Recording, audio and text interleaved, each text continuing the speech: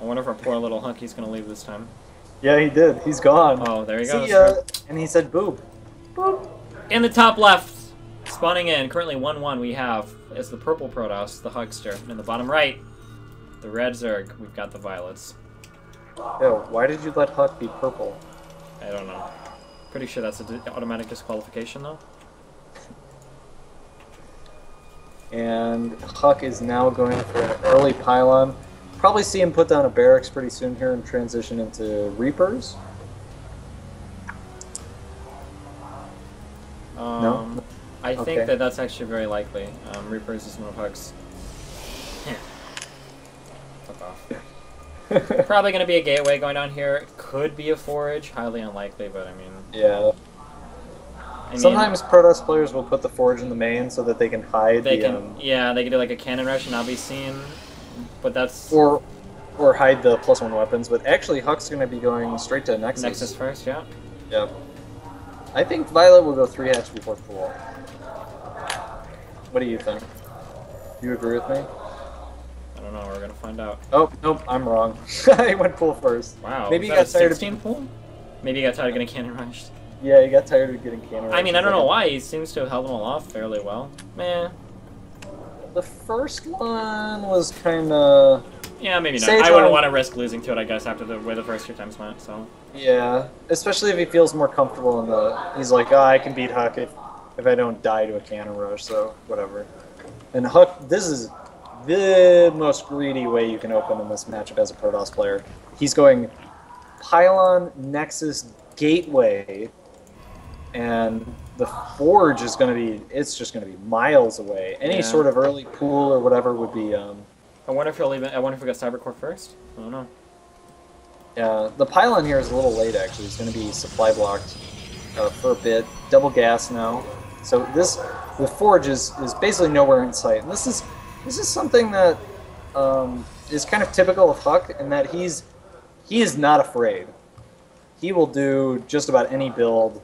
Nexus first, proxy gateways, all-ins, whatever. And I think this game, it's working out very well for him. Like, his Nexus is going to finish at the same time as Violet's natural, and Violet's not even going for a quick greedy fast. Third. Yeah. It looks like he's got one, and I don't know. Where? What? Oh yeah. Yeah, but it's still not as fast as like a 3-hatch before pool. Yeah, it's going to be after Queen, after 2 Zerglings, and not only that, but you can see there's the psychology going on. Violet makes us.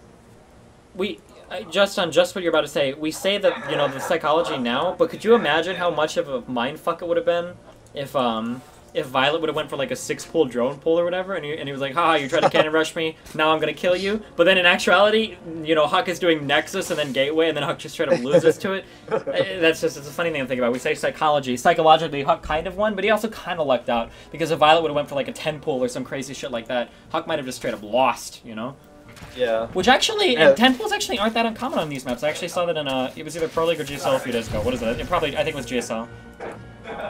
One of the Code A groups. Yeah.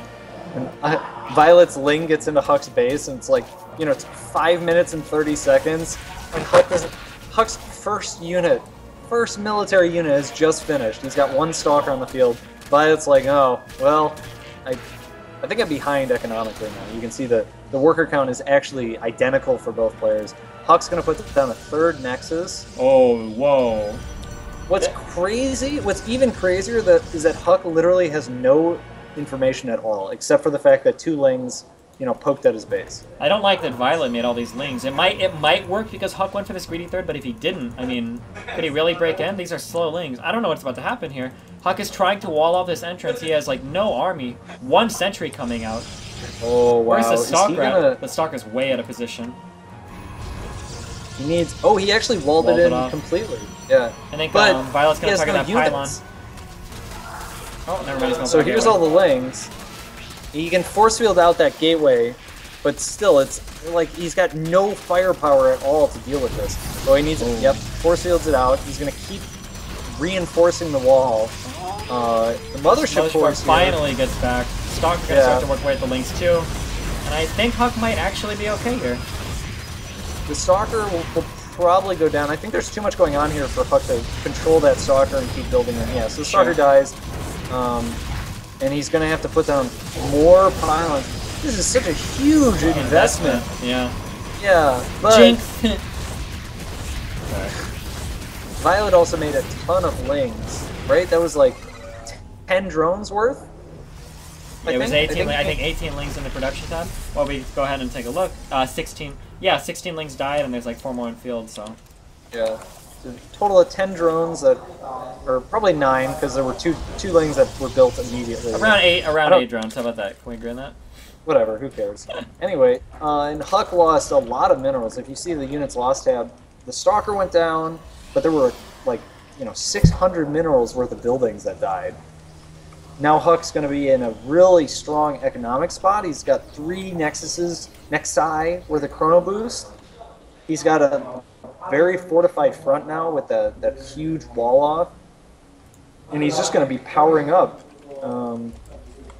going into the next part of this game. Meanwhile, viOlet going for that 4th base with double upgrades, double melee upgrades actually. So viOlet looks like he's going to be going for a pretty ling-heavy style. Indeed, kind of a weird. He is getting the roach speed as well. Maybe he's gonna try to opt for like a mutabil in this map. I mean, it's a really big map, and mutas can work pretty well. There's a lot of space behind the bases to fly those mutas around. A lot of space to fly the mutas around. And obviously, in larger maps, being able to go for the base trade or being able to use mutas aggressively is very nice. So. Sometimes roach speed is nice as a even if you want to go for that. Yeah, like you want to go for that ling style. That's what your plan is. But there are just some timings, some things that are just so much easier to defend if you have that roach speed. You can quickly make 10, 20 roaches, deal with the threat, and then go back to your ling heavy style. Maybe start +2/+2, add your infestation pit, get your spire, whatever it is to make that transition a little bit smoother, because even though double upgraded lings are quite good, there are some things that they are very bad at. No, they all get caught. He does see the 4th base, but the lings are for naught. They're not really doing anything at all here. I don't know what the plan here is. What are the roaches doing? He's got like 8 roaches, 10 16 in production. I really don't know. I don't know what's. Do you think he got the melee crit on accident? I'm not sure. Oh, these roaches are gonna get caught out and killed for free.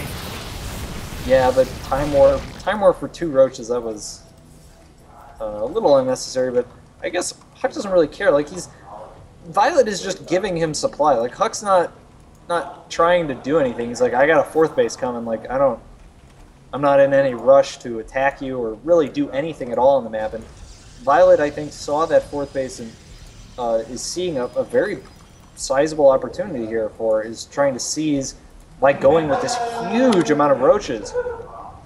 Or wait, no, he's going Swarmos. Yeah, that's maybe why the roaches. Especially when I saw that upgrade, like why the melee upgrade? I'm thinking, I'm starting to think it was a mistake. It was a misclick. But he's getting +2 melee. Okay, never mind. Forget it. I don't know. Oh, okay. So late game possible transition, looking really far into the late game. Maybe he's going for a Queen Ultra.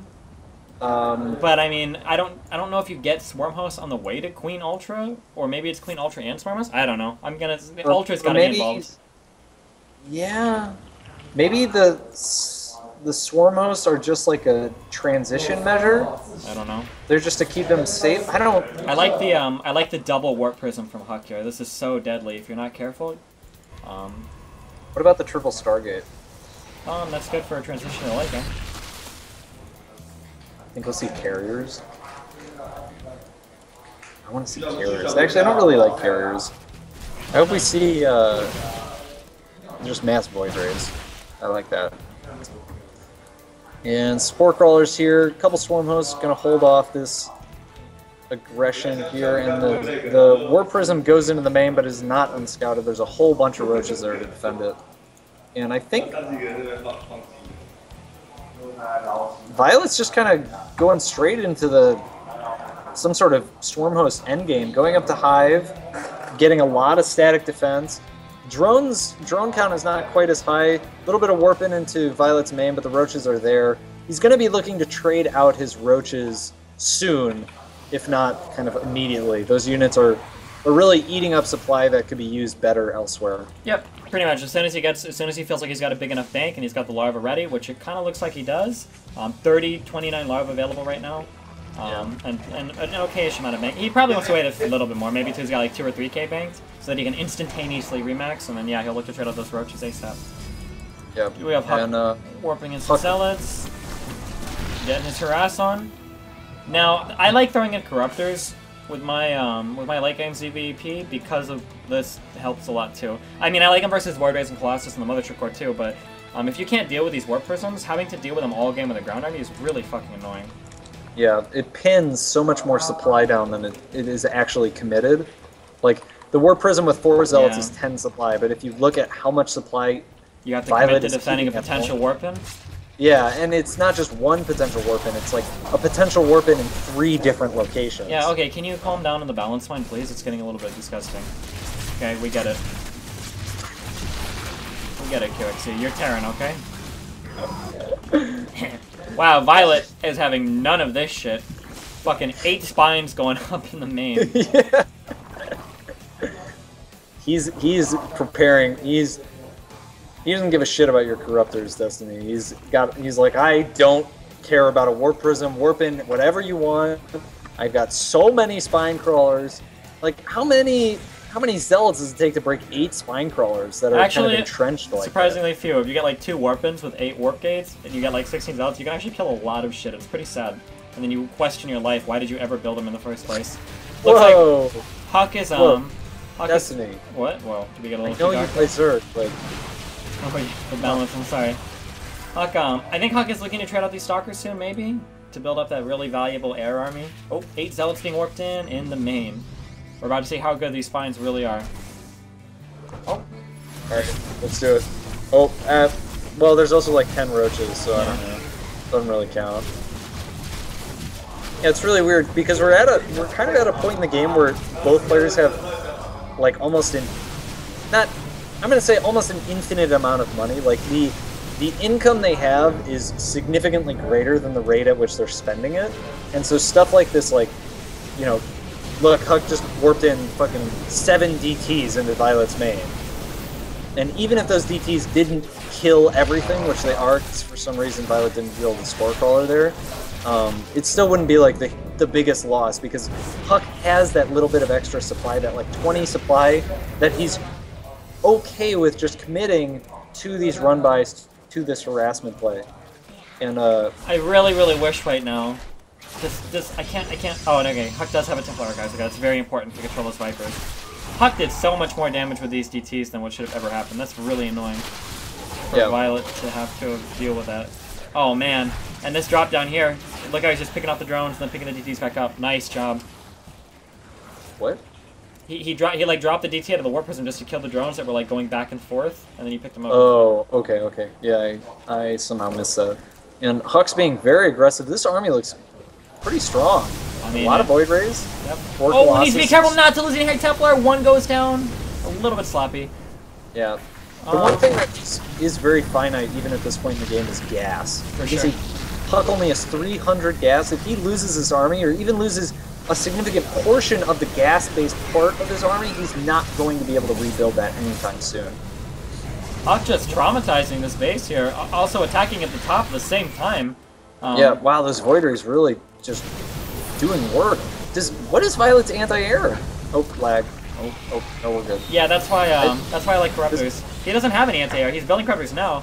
19 Corruptors on the way. He's got like nothing on the ground. This is like that sad moment where you might have realized maybe you committed a little bit too much supply to anti-drop. I mean, he had like all those roaches and lings. They're not doing anything, like sitting in the main. Right. And like you said, he had no anti-air at all. Well, look at the Warp Prism in HuK's main. Yeah. Or, sorry, in viOlet's main. Another big group of Zealots. So I guess the roaches are useful now. Oh, all the Infestors just came out and died immediately. Like 6 Infestors died. Yeah, I see it.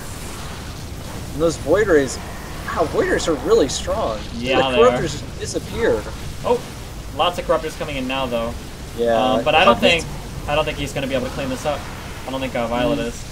Not the ground army, at least. It looks like he's going to win the air army. HuK needed to back up with the Void Rays while the prismatic alignment, whatever, was on cooldown, but In the end, it's not really going to matter. 70 supply lead for HuK right now, and still killing more things, and that's it. GG's HuK. HuK ends up losing to viOlet 0-2, and I think, Destiny, correct me if I'm wrong, but I think he might be out of the tournament now. Oh, fuck. Hold on. Click. Bam. So we do see HuK going 2-1 against viOlet and keeping his life potentially alive. Wait, can he? How can he advance? HuK goes 2-1 against viOlet. So I'm going to add another score here for HuK. He needs to beat MC. That makes HuK 1-1. viOlet goes 0-2, right? Right. And then viOlet's map score is going to be 2-4. So viOlet can't advance. Can he? Okay, so if we look at what we have left to play, we've got, next up is viOlet versus APOC. If viOlet loses to APOC... Oh, we have to play out both sets no matter what happens. Well, wait, actually... I think what we should play next, I think we have to play MC versus HuK next. Because I think APOC is going to advance no matter what. Hold on. We're going to take a quick intermission while we figure this out, but well, talking through it, right? If you look at the score, I'm pretty sure, because APOC is 2-0 right now, if APOC loses to viOlet, but APOC beat MC and HuK, yeah, no, I think APOC is first out of the group no matter what. So I think we have to play MC versus HuK next. Okay, so we're going to change the order. Yeah, because viOlet versus APOC might not, I don't think that needs to be played. But, I will, because APOC beat both MC and HuK. MC or HuK cannot advance over APOC because they'll never have a better series score, and they both lost the head-to-head. Meaning that MC and HuK would play next, and then whoever wins that is whoever advances out of the group, because they've got even series and map score, but it's going to be the head-to-head that determines it when they play it. So APOC is first, and then the winner of MC versus HuK gets second. I believe so. Hold on, let me double-check with Tick. He knows his shit. Mean, you can just go to a break, and then chat will tell you if you're wrong. Okay, we're going to take a quick 4 or 5 minute break, guys. We'll be back. You should tell, well, whatever. Yeah, we'll be back in a sec. Or 5 minutes, guys.